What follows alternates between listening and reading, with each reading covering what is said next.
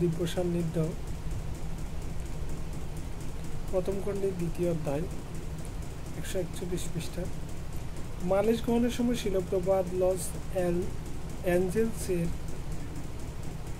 একদল ব্রহ্মচারীদের হয়ে জয় সচিনন্দ দাসের লেখা একখানি চিঠি শ্রবণ করেছিলেন। সারা বিশ্বের প্রতিটি ইস্কন মন্দিরে সকালবেলায় জোরে জোরে গোবিন্দম প্রার্থনাটি উচ্চস্বরে বাজিয়ে সমস্ত ভক্তরা শ্রীবিগ্রহকে সাষ্টাঙ্গ পরিপ্রাণ নিবেদন করেন। ওই গানটি জর্জ হ্যারিসন রেকর্ডিং করেছিলেন এবং মন্ত্রটি যমুনা দাসী গেয়েছিলেন।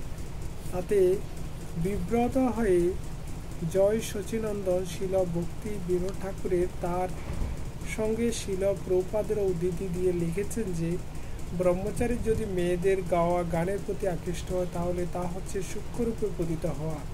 সে লিখেছে, এই ব্যাপারে অনেক ব্রহ্মচারীরা ওই মন্দিরের সভাপতির নিকট গিয়ে আবেদন জানিয়েছেন যে যদি সম্ভব হয় সকালে দর্শনারতির সময় গুরুদাস মহারাজের পূর্বের স্ত্রীর মতো একজন মহিলার গাওয়া ব্রহ্মসংগীতার প্রার্থনা শোনা অপেক্ষা আমরা আপনার দিব্যকণ্ঠে গাওয়া গানটি শুনতে এবং গাইতে পারি।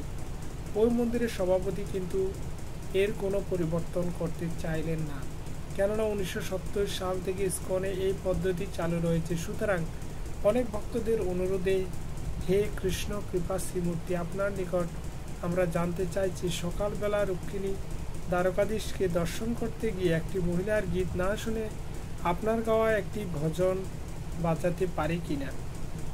আমি নিশ্চিত যে ইলেকট্রিক গিটার, লন্ডনে স্পোটনিক অর্কেস্ট্রা ইত্যাদি শোনার অপেক্ষা বিকল্প ব্যবস্থায় সমস্ত ভক্তরাই উজ্জীবিত হবে। প্রভুপাদ খুশি হলেন না। তিনি বললেন, প্রতিনিয়ত পরিবর্তন করা হচ্ছে আমাদের পাশ্চাত্যের ব্যাধি। তার উত্তর ছিল সংক্ষিপ্ত এবং প্রত্যক্ষ। না, তোমরা কিছু আবিষ্কার করছো। এতদিন ধরে তোমরা যমুনা দাসী রেকর্ডিং শুনে এসেছ, আর এখন তা পরিবর্তন করতে চাও।